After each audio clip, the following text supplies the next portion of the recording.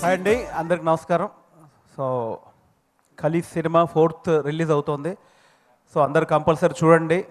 నాకు తెలుసు, ప్రిన్స్ చెప్పాడు నాకు. చాలా మంచి లైన్ అండి, చాలా మంచి మెసేజ్ ఉంది. అది చాలా ఎంగేజ్ చేసుకుంటూ చెప్పారు. అంటే ఇప్పుడున్న సినిమాల్లో కంపల్సరీ అందరూ చూడాల్సిన cinema.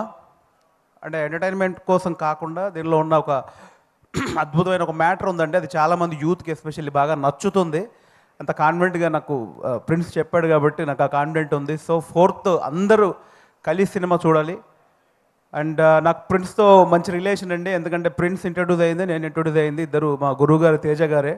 So prince first movie కూడా నేనే చేశాను. సో నాకు ప్రిన్స్లో బాగా నచ్చిన క్వాలిటీ ఏంటంటే ఒకటే దాంట్లో పోకుండా ప్రాక్టికల్గా ఉండే మనిషి అనమాట. సో హీరోగా చేస్తూ క్యారెక్టర్లు చేస్తూ అన్ని రకాల ముందుకెళ్ళాలనుకునే వ్యక్తి. నాకు ఆ క్వాలిటీ చాలా చాలా ఇష్టం. సో డెఫినెట్లీ ఈ సినిమా వర్కౌట్ అవుతుంది బ్రదర్, కాన్ఫిడెంట్ ఉంది. అండ్ వచ్చినప్పటి నుంచి ఆ పాజిటివ్ వైబ్ కనిపిస్తుంది.